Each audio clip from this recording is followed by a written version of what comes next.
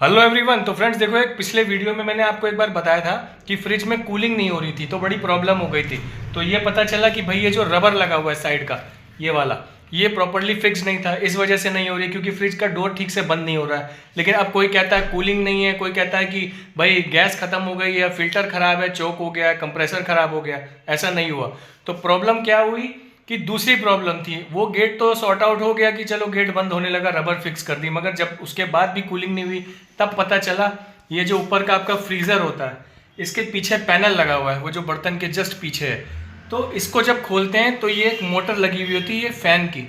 तो ये जो मोटर है ये खराब थी। तब पता चला कि भाई इसकी वजह से ही कूलिंग नहीं हो रही है। और ये कंट्रोल करती है नीचे के मोटर्स को भी, मतलब नीचे के जो फैन है वो भी इसी के थ्रू चलते हैं। तो ये खराब मतलब नीचे भी खराब। तो इस वजह से ही कूलिंग नहीं हो रही थी।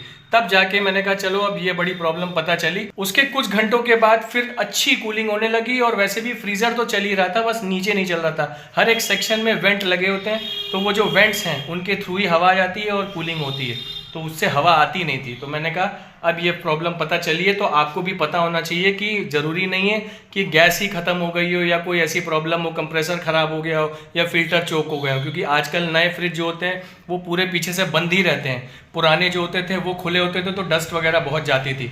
तो कोई कहता है भाई अब जिसको जैसा पता होता है कि भाई गैस भरवा लो, गैस में प्रॉब्लम है, तो ये नहीं होता है। कई बार और भी प्रॉब्लम्स होती हैं। तो ये जब बदला तब जाके सब कुछ ठीक हुआ। तो भाई वरना बड़ी प्रॉब्लम हो गई थी, कूलिंग नहीं होती थी, दूध वूध फट जाता था, सब्जियां जो भी आप रखो सब सामान सब खराब हो जाता था। क्योंकि फ्रिज का तो काम ही वही है भाई, चीज़ों को ठंडा रख के सही रखना, थोड़ा लंबा चलाना। तो मैंने कहा चलो अब आपके लिए ये वीडियो बना दूं ताकि आपको भी पता रहे, अवेयर रहो कि ये प्रॉब्लम भी होती है। तो ये मोटर की वजह से ही ये सब हुआ। तो अब सेफ रहना, ध्यान रखना और एंजॉय करना भाई। Good bye.